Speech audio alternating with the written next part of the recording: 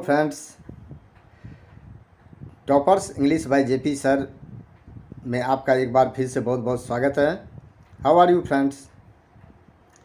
I hope you are fine. आप ठीक ठाक हैं? तो शुरू करते हैं वीडियो को। और इस वीडियो में हम लोग आज सीखने जा रहे हैं डायरेक्ट एंड इनडायरेक्ट स्पीच, यानी कि डायरेक्ट स्पीच को इनडायरेक्ट स्पीच में कैसे बदला जाए। चाहे आप कॉम्पिटिटिव एग्ज़ाम की तैयारी कर रहे हैं, या फिर आप बोर्ड एग्ज़ाम देना चाहते हैं उसकी तैयारी कर रहे हैं, या फिर आप डे टू डे लाइफ में अपना जो स्पोकन इंग्लिश है, बोल चाल की जो भाषा है, उसको इम्प्रूव करना चाहते हैं, तो आपको डायरेक्ट स्पीच को इनडायरेक्ट स्पीच में चेंज करना सीखना ही पड़ेगा।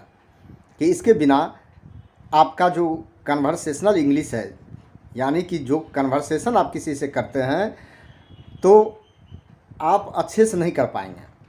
कि ज़रा सोचिए कि दिन भर में आप कई लोगों से आप मिलते हैं, उनसे दूसरे लोगों के बारे में बात करते हैं, उसने क्या कहा वो उनको बताते हैं, फिर उनका बात किसी और को बताते हैं। तो ये सब क्या इसके बिना संभव है? तो मैं तो कहूँगा संभव नहीं है। इसलिए आप इस वीडियो को अंत तक ज़रूर देखिएगा। एक सिंगल एग्जाम्पल से मैं आपको समझा दूंगा कि डायरेक्ट इनडायरेक्ट स्पीच क्या है, कब डायरेक्ट स्पीच का यूज होता है, कब इनडायरेक्ट स्पीच का यूज होता है, और ख़ास करके जो डायरेक्ट इनडायरेक्ट स्पीच है उसको कैसे फटाफट पहचान ले और इनडायरेक्ट स्पीच में उसको चेंज कर दे। कितने तरह के सेंटेंसेज हैं जिसको चेंज करना पड़ता है, और फिर जो डायरेक्ट और इनडायरेक्ट स्पीच में जो भी वहाँ पर रिपोर्टिंग वर्ब है, पंक्चुएशन मार्क है, एडवर्ब है, खास करके वर्ब्स हैं, या फिर उसमें प्रोनाउंस हैं, उसको किस तरह से आसानी से चेंज करें। तो ये सारी बातें आपको इस वीडियो में देखने को मिल जाएगा। इसीलिए वीडियो को आगे बढ़ाने से पहले मेरा एक रिक्वेस्ट है कि अगर अभी तक आपने मेरे channel toppers English by JP sir को सब्सक्राइब नहीं किया है तो जल्दी सब्सक्राइब कर ले। और आगे तो जो मेरा एक्सपेक्टेशन है कि आपको अगर यह वीडियो अच्छा लगा तो आप इसे ज़्यादा से ज़्यादा लाइक और शेयर ज़रूर करेंगे। तो आइए बिना टाइम वेस्ट किए जानते हैं डायरेक्ट और इनडायरेक्ट स्पीच को। तो दोस्तों, सबसे पहले आपको स्क्रीन पर आप देख रहे होंगे कि एक स्मॉल कन्वर्सेशन मैं आपको दिखाना चाहता हूं। यहाँ पर आप देख रहे हैं कि जो यहाँ पर भी आप देखिए कि जो और जॉन है, दोनों के बीच में कन्वर्सेशन क्या हुआ, उसी के एक पोर्शन को मैं लूँगा और इससे मैं आपको पूरा समझा दूंगा कि कैसे चेंज करना है। जो आस्क्ड क्वेश्चन, वो क्वेश्चन पूछते व्हेन विल यू कॉल मी, तो जॉन का रिप्लाई होता है I will call you tomorrow. आप देखिए ये दोनों के बीच में कन्वर्सेशन हुआ है, और इसी कन्वर्सेशन को यहाँ मैंने दिखाया है कि I will call you tomorrow. तो यहाँ पर कोई इन्वर्टेड कॉमा नहीं है। आपके मन में ये क्वेश्चन होगा कि इन्वर्टेड कॉमा में होना चाहिए, लेकिन नहीं है। फिर उसी सेंटेंस को देखिए, ये जो और जॉन के बीच में जो कन्वर्सेशन है, तो इसमें जो अपने किसी फ्रेंड जिनी को बता रही है कि जो और जॉन के बीच में क्या कन्वर्सेशन हुआ। तो जॉन ने क्या कहा है कि I will call you tomorrow. अब यही बात जो बता रही है जिनी से कि John said that he would call me the next day. आप देख रहे हैं मीनिंग में कोई चेंज नहीं है, लेकिन इसके स्ट्रक्चर में आपको चेंज देखने को मिलेगा। दोनों सेंटेंस को आप मिलाइए यहाँ पर। अब यहाँ पर इन्वर्टेड कॉमा नहीं है, तो फिर इसमें डायरेक्ट स्पीच और इनडायरेक्ट स्पीच क्या है, उससे कैसे पहचानेंगे। सबसे पहले आपको यहाँ देखना होगा कि यहाँ देखिए कि एक सेंटेंस है जॉन सेड, इसके दो पार्ट हैं। एक है जॉन सेड और दूसरा है I will call you tomorrow. अब इसमें देखिए कि जॉन का जो यहाँ स्टेटमेंट है, इसके साथ कोई वर्ब नहीं लगा हुआ है, लेकिन जब ये सेंटेंस लिखा गया है तो यहाँ लिखा हुआ है John said I will call you tomorrow.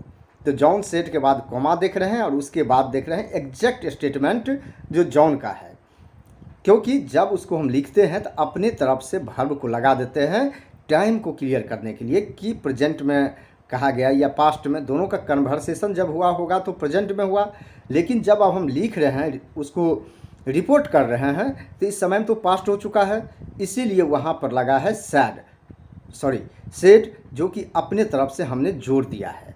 तो अब वो सेंटेंस हो गया John said I will call you tomorrow, जबकि यहाँ स्टेटमेंट में देखते हैं इन्वर्टेड कॉमा नहीं है। क्योंकि जब हम बोलते हैं तो डायरेक्ट स्टेटमेंट में भी ऐसे नहीं बोलते हैं inverted coma I will call you tomorrow, ऐसे नहीं बोलते हैं। लेकिन लिखते हैं तो उसमें खास करके जो डायरेक्ट स्टेटमेंट है उसको इन्वर्टेड कोमा में रख देते हैं, जैसे यहाँ I will call you tomorrow हम देख रहे हैं। तो दोस्तों अब समझ गए कि डायरेक्ट स्पीच जो है इसमें क्या होता है कि एग्जैक्ट जो किसी ने बोला है उसके शब्द को रख देते हैं, जैसा कि यहाँ देख रहे हैं जॉन सेड, और एग्जैक्ट वर्ड क्या है, I will call you tomorrow. लेकिन उसको जब चेंज करके, उसके मीनिंग में चेंज नहीं करते हैं, लेकिन उसके स्ट्रक्चर को चेंज करके जब किसी दूसरे को बताते हैं कि जॉन ने क्या कहा इस केस में, तो ये यहाँ पर देखिए John said that he would call me the next day, तो ये क्या हो गया, इनडायरेक्ट स्टेटमेंट हो गया। यहाँ पर ये इनडायरेक्ट स्टेटमेंट हो गया। तो अब आप आगे देखिए और समझ जाएगा कि यहाँ पर देखिए कि फिर वही स्टेटमेंट को देखिए कि यहाँ पर जो दोनों के बीच में जो ये बात हुई है, यहाँ जो ये बात हुई है, ये जो फेस टू फेस बात हुई है, इसको कन्वर्सेशन कहते हैं। लेकिन इसी कन्वर्सेशन को जब किसी को बताते हैं दोबारा, फिर इसी कन्वर्सेशन को किसी तीसरे को बताते हैं कि हम दो लोगों में क्या बात हुई, तो ये क्या होता है, जैसे यहाँ आप देख रहे हैं जो और जिनी के बीच में बात, तो ये कन्वर्सेशन को जब दूसरे को बताते हैं कि क्या बात हुई तो उसको कहते हैं नारेशन। अब यही नारेशन आप समझ गए कि जो फेस टू फेस कन्वर्सेशन है, बातचीत होती है, कन्वर्सेशन है, और जब किसी दूसरे को उसी बात को बताते हैं तो उसे क्या कहते हैं, नारेशन। तो अब समझ गए कि इसके दो पार्ट हुए और इसी को स्पीच कहते हैं। और इसी में जो डायरेक्ट कन्वर्सेशन है, फेस टू फेस टॉक है, उसको कहते हैं डायरेक्ट स्पीच, जो आप यहाँ देख सकते हैं। और जब उसको हम चेंज करके किसी दूसरे को बताते हैं तो इसे कहते हैं इनडायरेक्ट स्पीच। तो और एग्जाम्पल से समझाने से पहले मैं आपको बता देता हूँ कि इसका यूज कब होता है। तो आप यहाँ देखिए डायरेक्ट स्पीच का यूज कब करते हैं, तो देखिए जैसे कि आप प्ले में आपने देखा होगा जब दो कैरेक्टर स्टेज पर बात करते हैं तो डायरेक्ट स्पीच में बात करते हैं, फेस टू फेस कन्वर्सेशन होता है। उसी तरह नोवेल और स्टोरीज में भी आपने देखा होगा कि बहुत सारी जगह इन्वर्टेड कॉमा लगा रहता है और उसके बीच में एक स्टेटमेंट होता है, वो डायरेक्ट स्पीच का यूज होता है, चाहे स्टोरी हो या नोवेल्स हो। या फिर किसी के बात को इम्फेसाइज करना चाहते हैं, जैसे John said I will call you tomorrow, आप इस तरह से जोर देना चाहते हैं, इम्फेसिस देना चाहते हैं, तो भी हम खास करके डायरेक्ट स्पीच का यूज करते हैं। अब इनडायरेक्ट स्पीच का यूज जब आप देखिए स्पीच देते हैं कहीं, या फिर कहीं जनरल कन्वर्सेशन किसी से बातचीत होती है तब भी आप इसका यूज करते हैं, या फिर आप कोई लेटर लिखते हैं तो लेटर लिखते समय में भी आप डायरेक्ट का नहीं बल्कि इनडायरेक्ट स्पीच का यूज करते हैं। अब आपको बारीकी से एक एक पार्ट के बारे में कैसे आसानी से बदल सकते हैं उसके बारे में आपको बता रहा हूँ। अब देखिए यहाँ पर सबसे पहले सेंटेंस को गौर कीजिए, दो पार्ट है, जॉन सेड और दूसरा है I will call you tomorrow. इसमें आपने क्या देखा कि जॉन सेड क्या है, रिपोर्टिंग क्लॉज है, और ये जो बाकी देख रहे हैं I will call you tomorrow, इसे कहते हैं रिपोर्टिंग या रिपोर्टेड स्पीच। तो रिपोर्टिंग क्लॉज और रिपोर्टेड स्पीच ये दो पार्ट हुआ।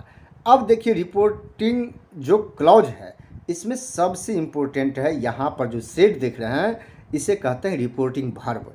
यही बताता है कि किस टाइम में ये कन्वर्सेशन हुआ, प्रेजेंट, पास्ट, फ्यूचर कब हुआ, इसके बारे में ये रिपोर्टिंग वर्ब बताता है, जो हम अपने तरफ से जोड़ देते हैं। जब इनडायरेक्ट स्पीच में हम किसी को खास करके बोलते हैं तो ये वर्ब सेंटेंस के हिसाब से इसे यहाँ पर अपने तरफ से जोड़ देते हैं, चाहे क्वेश्चन हो तो आस्क हो, सिंपल है तो सेड है, ठीक है, इसको जोड़ देते हैं। अब दूसरा पार्ट देखिए, दोनों के बीच में आप यहाँ देखेंगे कि फर्स्ट जो रिपोर्टिंग क्लॉज है इसके अंत में कॉमा लगा हुआ है, और रिपोर्टेड स्पीच ये इन्वर्टेड कॉमा में यहाँ पर आप देख रहे हैं कि क्लोज है इन्वर्टेड कॉमा में। अब रिपोर्टेड वर्ब आपने देख लिया कि रिपोर्टिंग क्लॉज के अंदर में है। अब देखिए कि दोनों के बीच में पंक्चुएशन मार्क है, फिर यहाँ प्रोनाउन आई है, फिर ऑक्सिलरी वर्ब और मेन वर्ब यहाँ पर आप देख रहे हैं, फिर उसके बाद यू प्रोनाउन है, और फिर यहाँ पर टुमारो क्या है, ये एडवर्ब ऑफ टाइम है जो यहाँ पर लिखा हुआ है। लेकिन देखिए इसको जब चेंज किया गया है तो यहाँ जॉन सेड, अब जो यहाँ पंक्चुएशन मार्क्स था बीच में यहाँ पर डैट लग गया। यही चीज़ हमें सीखना पड़ेगा, कब क्या कैसे क्या लगेगा, यही एक एक पार्ट को सीखना पड़ेगा। लेकिन सीखना क्या है ये इसमें मैं मार्क कर रहा हूँ। अब देखिए प्रोनाउन को कैसे चेंज करें, यहाँ तो ही था, सॉरी यहाँ आई था डायरेक्ट में और इनडायरेक्ट में ही हो गया। यहाँ देखिए डायरेक्ट में विल कॉल था, यहाँ वुड कॉल हो गया। यहाँ देखिए जो प्रोनाउन है यू है डायरेक्ट में, तो इनडायरेक्ट में मी हो गया। और डायरेक्ट सेंटेंस में टुमारो है तो इनडायरेक्ट सेंटेंस में हो गया द नेक्स्ट डे। अब यही जो मार्क किया हूँ ये सारे वर्ड को किस तरह से बदले ये सीखना पड़ेगा। लेकिन यहाँ आप देख लीजिए कि दो पार्ट है। इन्वर्टेड कॉमा से जो बाहर का सेंटेंस होता है वो रिपोर्टिंग क्लॉज होता है, उसी में रिपोर्टिंग वर्ब भी होता है। और दूसरा पार्ट है जो इन्वर्टेड कॉमा में है, रिपोर्टेड स्पीच होता है। और रिपोर्टेड स्पीच इन्वर्टेड कॉमा में होता है, लेकिन यहाँ देख रहे हैं कि डबल इन्वर्टेड कॉमा का यूज है, लेकिन आजकल सिंगल का ही यूज होता है। मैं भी उसे सिंगल इन्वर्टेड कॉमा का यूज करने जा रहा हूँ। अब उसी सेंटेंस को लेते हैं। तो अब इसमें आपको क्या चेंज दिखा, यहाँ देखिए जब डायरेक्ट से इनडायरेक्ट में बदला तो क्या हुआ, ये बीच में जो इन्वर्टेड कॉमा था वो खास करके हट गया, अब बीच में डैट आ गया। दूसरा देखिए जो आप यहाँ देख सकते हैं, उसके बाद डायरेक्ट जो रिपोर्टिंग वर्ब है उससे पहले जो कॉमा यहाँ पर देख रहे हैं वो भी इनडायरेक्ट में आके हट गया।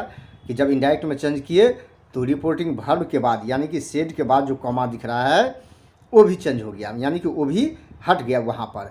और इनडायरेक्ट स्पीच जैसे यहाँ पर आप देख रहे हैं सेड, तो यहाँ भी इनडायरेक्ट स्पीच में भी सेड दिख रहा है, लेकिन ये सेंटेंस के हिसाब से बदल जाएगा। कभी सेड में, कभी आस्क में, कभी इंक्वायर में, या कहीं इन्फिनेटिव टू ही लग जाएगा, जो मैं आपको आगे बताने जा रहा हूँ। और यहाँ भी आप पढ़ के देख सकते हैं। उसके बाद देखिए कि डायरेक्ट स्पीच का जो फर्स्ट लेटर है वो कैपिटल लेटर से शुरू हुआ है, लेकिन इनडायरेक्ट स्पीच में जब उसको बदल के लिखा गया है तो यहाँ कैपिटल लेटर का यूज नहीं होता है। इनडायरेक्ट स्पीच में कैपिटल लेटर का यूज तभी होता है जबकि वो प्रॉपर नाउन हो। आप समझ रहे हैं।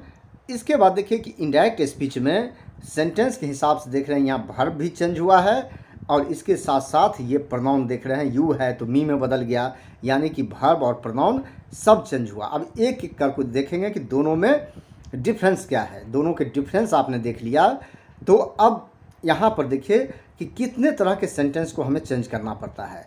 तो यहाँ आप देखेंगे यहाँ 4 तरह के सेंटेंस जनरली है। He said I have lost my umbrella, ये क्या है, सिंपल स्टेटमेंट है। फिर वहीं देखिए she said what do you want, ये हो गया question. He said shut the door, ये क्या है, कमांड दे रहे हैं। And the Tom said nonsense, ये एक्सक्लामेशन है। आप इसको देख लिए कि अब इससे पहले किसी भी सेंटेंस को आप बदलेंगे उससे पहले तो आपको ये सीखना पड़ेगा कि ये कौन सा सेंटेंस है, ये असर्टिव है, इंटरोगेटिव है, इंपेरेटिव है, या फिर एक्सक्लामेटरी सेंटेंस। ये जो 4 हैं इसका एक्चुअल ग्रामेटिकल नेम है असर्टिव, इंटरोगेटिव, इंपेरेटिव और एक्सक्लामेटरी। तो इसमें से कौन सा सेंटेंस है पहले तो आपको ये पहचानना पड़ेगा, और उसी के बाद आप उसको बदल सकते हैं। आप यहाँ रूल को भी पढ़ लीजिए, तभी ये बदलना आपके लिए संभव है, आप सही से इसे बदल सकते हैं। अब आइए सबसे पहले मैं आपको दिखाता हूँ कि जो रिपोर्टिंग वर्ब है मैं इसकी बात कर रहा हूँ, ये सेड की।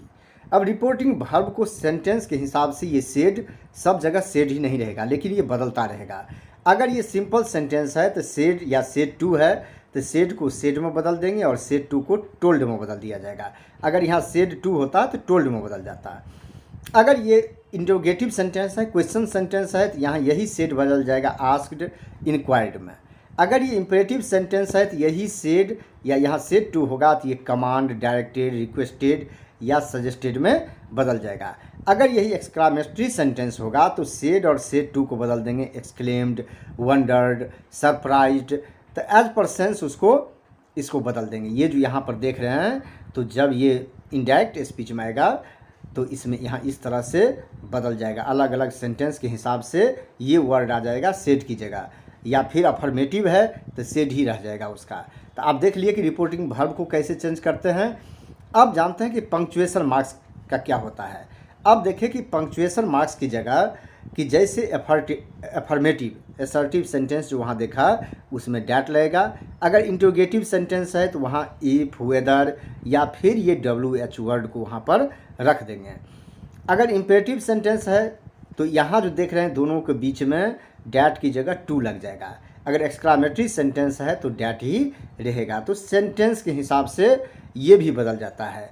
अब जहाँ तक बात है प्रोनाउन चेंज और वर्ब चेंज, वो थोड़ा लंबा है, इसलिए इस वीडियो में नहीं बनाया जा सकता था। इसमें नहीं बताया जा सकता है, उसे मैं इसके नेक्स्ट वीडियो में आपको बताऊंगा कि वर्ब और प्रोनाउन को कैसे आसानी से चेंज करें।